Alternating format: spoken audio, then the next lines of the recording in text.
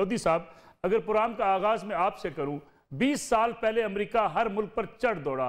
America ने हासिल क्या किया? अफगानिस्तान से वापस जाना पड़ा, अपनी इकानमी को एक धचका लगवा बैठा, और आज ये सवालात उठाए जा रहे हैं कि अमेरिका अब शायद आने वाले सालों में एक सुपर पावर की बजाय एक मेजर पावर बनकर रह जाएगा।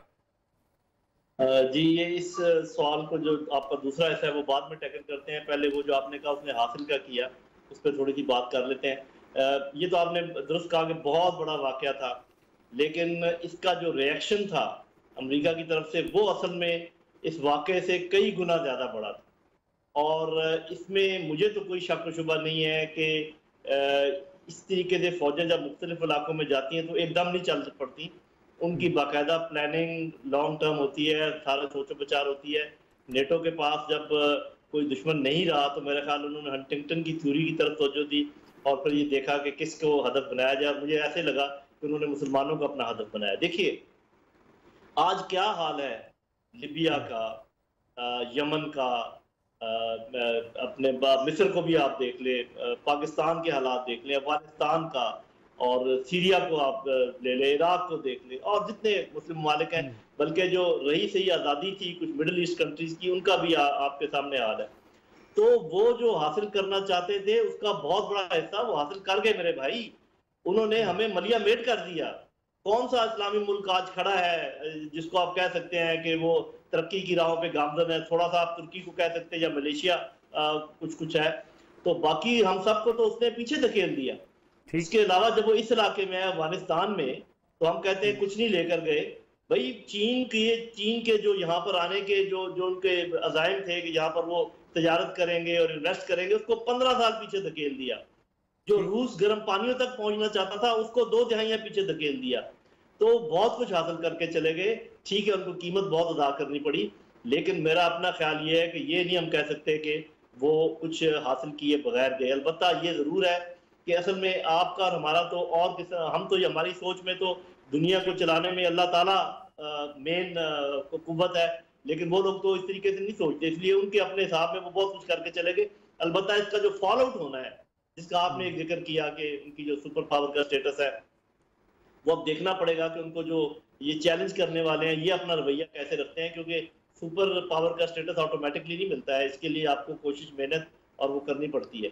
अलबत्ता उसका आप यूँ कर सकते हैं कि यूँ कह सकते हैं कि उसका शुरुआत शुरू हो गई है, और अभी ये चंद सालों में होने वाली बात नहीं है, इसमें टाइम लगेगा, इसलिए कि उनकी भी बहुत सारी चीजें जो हैं। ठीक है जरा साहब, लेकिन हमने जरा साहब 9/11 के बाद जो जरा साहब जो 9/11 के बाद पाकिस्तान ने जो कुछ किया, पाकिस्तान ने जिस तरीके से साथ दिया दहशतगर्दी के खिलाफ जंग का, उसमें पाकिस्तान ने बड़ी भारी कीमत अदा की है। अपने जवान शहीद करवाए, अपने शहरी शहीद करवाए, पुलिस के बड़े जवान शहीद हुए। इसमें हमने तो 70,000 शोहदा की कुर्बानी दी।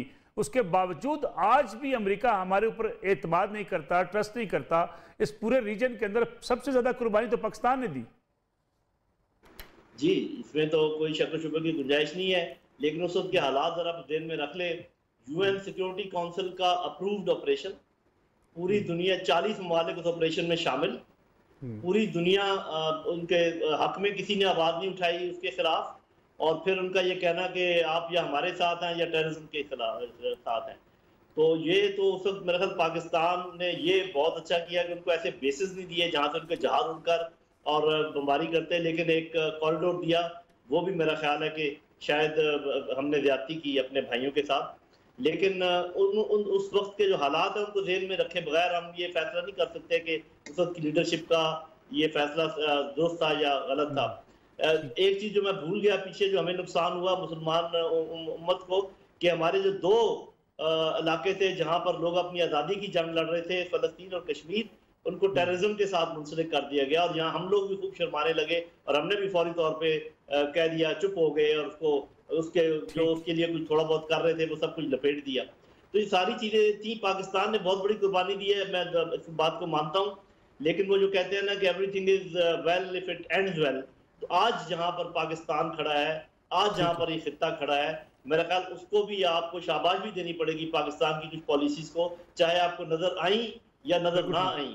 लेकिन इसमें कुदरत ने जरूर हमारी बड़ी मदद की है, लेकिन पाकिस्तानी जो पॉलिसी मेकर्स थे उनको आप ये नहीं कह सकते कि वो उन्होंने कुछ भी नहीं किया। जी, जैसे हम बात कर रहे थे कि अमेरिका यहाँ से आया और जो रूस के लिए, चीन के लिए उनके मामला को खासी देर तक आगे कर गया, लेकिन इसके साथ साथ अगर देखा जाए तो जिस तरीके से अमेरिका एंगेज हुआ इन ममालिक के अंदर, सीरिया में, इराक में, अफगानिस्तान के अंदर, चीन को मौका मिला मर्ज होने का। चीन आस्ता आस्ता लगा रहा, ग्वादर तक पहुंच गया। चीन को तो एक मौका फराम किया अमेरिका ने अपनी इस गलत पॉलिसी के नतीजे में। जी, वो पॉलिसी गलत थी या सही थी वो तो खैर कुछ अरसे के बाद इसका सही इदराक होगा, लेकिन आप ये देखिए, ये जो जिस इलाके में अमेरिका जा रहा था वो चीन को रोकने के लिए जा रहा था। देखिए, सीधी मुठभेड़ तो मुश्किल थी, वो नहीं करना चाह रहे थे। चाइनीज को ने कोई ऐसा बहाना भी उनको नहीं दिया जिससे कि वो सीधा उन पर झपट पड़े। गो के मुझे यकीन है कि उनके बहुत सारे हॉक्स जो हैं और जो स्ट्रेटेजिस्ट हैं वो ये सोच रहे होंगे कि इससे पहले कि चीन मुकम्मल ताकत पकड़ ले, फौजी ताकत की मैं बात कर रहा हूँ, और लड़ाई करने के जो तरीके आजकल रिवाज में है, उससे पहले उस पर हमला किया जाए। लेकिन उसके लिए उसको बहाना भी चाहिए, किसी ऐसे इलाके में उसको जब तक वो उलझा न ले, क्योंकि आज की जंगें ऐसी हैं कि आप सीधा तो एक दूसरे को हमला नहीं कर सकते, ये एटम बम और हाइड्रोजन बम और ये चीजें, लेकिन आप उलझा सकते हैं अपने मद्दे मुकाबल को इस तरीके से कि वो ब्लीड करता रहे इकोनॉमिकली, वो डिमिनिश होता रहे पॉलिटिकली, और उसका जो ना उसको ये सजा मिलती रहे। तो ये जो यहाँ पर उन्होंने, जो मैं कह रहा था उन्होंने किया, तो उसमें थोड़ा सा उन्होंने हासिल किया। फिर अभी वो दूसरी जिसका और ये साहब जिक्र कर रहे हैं कि वो क्वाड वाली जो बात है, वो मेरे ख्याल में उनकी दूसरी दफाई लाइन है। पहली दफाई लाइन यही थी, अफगानिस्तान था, उसके बाद वो बर्मा में भी थे और इलाकों में भी थे, वहां से भी जाना पड़ा उनको, बांग्लादेश से भी जाना पड़ा उनको, और बांग्लादेश में भी उनके पांव जमने भी नहीं पाए। जैसे श्रीलंका में भी आपको पता चाइना ने जगह बना ली, तो पूरा एक हाला बन गया, तो जिसकी वजह से उनको पहली डिफेंस लाइन छोड़ के दूसरी डिफेंस लाइन पे जाना पड़ा है।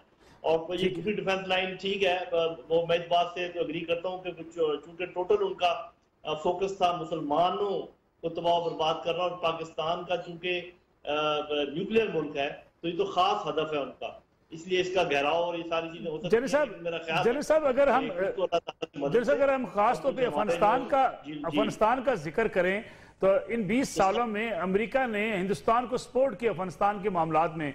पाकिस्तान के लिए खतरात बड़े अफगानिस्तान की सरजमीन से। क्या आप समझते हैं कि अब जिस तरीके से हम तालिबान को टेबल पर लाए, फिर तालिबान के साथ इस वक्त जो हमारे ताल्लुकात हैं, अब हम इस रीजन के अंदर ज्यादा बेहतर पोजीशन में आ गए? जी देखिए, अफगानिस्तान हम इस लिहाज से तो बहुत बेहतर पोजीशन में आ गए कि पहले हमें दो तरफ से घेरा हुआ था, बल्कि तीसरा भी आप समझ लें जो कि इंडियन ओशन है, तो और इतने अच्छे ताल्लुकात हमारे ईरान के साथ भी नहीं है। लेकिन कम अज कम ये जो अभी चेंज आई है, इसमें एक तो ये होगा कि अफगानिस्तान की तरफ से हमें बहुत रिलीफ मिलेगा, और हो सकता है ईरान की तरफ से कोई कम बेशक हो, लेकिन कुछ रिलीफ मिल जाए। लेकिन हिंदुस्तान की तरफ से हो सकता है हमारे ऊपर चढ़ाई ज्यादा हो जाए, समुद्र की तरफ से भी और हिंदुस्तानी सरहद की तरफ से भी। और जब मैं चढ़ाई की बात करता हूँ तो आपको समझ जाना चाहिए, मैं ओपन वॉर की बात नहीं कर रहा, जो आजकल बाकी वॉर के तरीके हैं मैं उनकी बात करूँ। और अब जिस खतरे का और यह साहब जिक्र कर रहे हैं, उसको मैं इस तरीके से देखता हूँ कि देखें, एक बहुत गहरी अमेरिका और हिंदुस्तान के दरमियान अंडरस्टैंडिंग है, स्ट्रेटेजिक अंडरस्टैंडिंग, और बहुत सारे 14 मुआहदे हैं कम अज कम, जिनमें से बहुत गंभीर मुआहदे हैं कुछ। तो उस सिलसिले में ये ऐन मुमकिन है, क्योंकि बहुत ये कहा जा रहा है अमेरिका में कि पाकिस्तान की वजह से सब कुछ हुआ है। हालांकि ये कहने की जरूरत नहीं है, उनके अपने लोग बता रहे हैं कि उन्हीं की वजह से हुआ है। तो ये क्यों कह रहे हैं कि जी हम सैंक्शंस लगा देंगे और ये पाकिस्तान कसूरवार है, और कभी कोई आ रहा है और कभी दूसरा आ रहा है, ये आपको डरा रहे हैं, धमका रहे हैं। और मेरा ख्याल है अगर ये कुछ करना चाहें तो इस तरीके से करेंगे, हिंदुस्तान को छोड़ेंगे हमारे ऊपर, जैसे टीटीपी छोड़ी थी उधर से, अभी हिंदुस्तान को छोड़ेंगे हमारे ऊपर। और हिंदुस्तान बहुत बड़ा मुल्क है, उसको अगर इंटेलिजेंस मिल जाए अमेरिका की तो हमारे लिए काफी मसाइल पैदा कर सकता है। लेकिन मेरा अपना अंदाजा ये है कि अगर हिंदुस्तान ने कोई शरारत की तो उसके नतीजे में मेरा ख्याल है कश्मीर इंशाल्लाह आजाद होगा और हिंदुस्तान भी अपने कुछ इलाके गंवा बैठेगा। बहुत बहुत शुक्रिया जनरल नईम खालिद।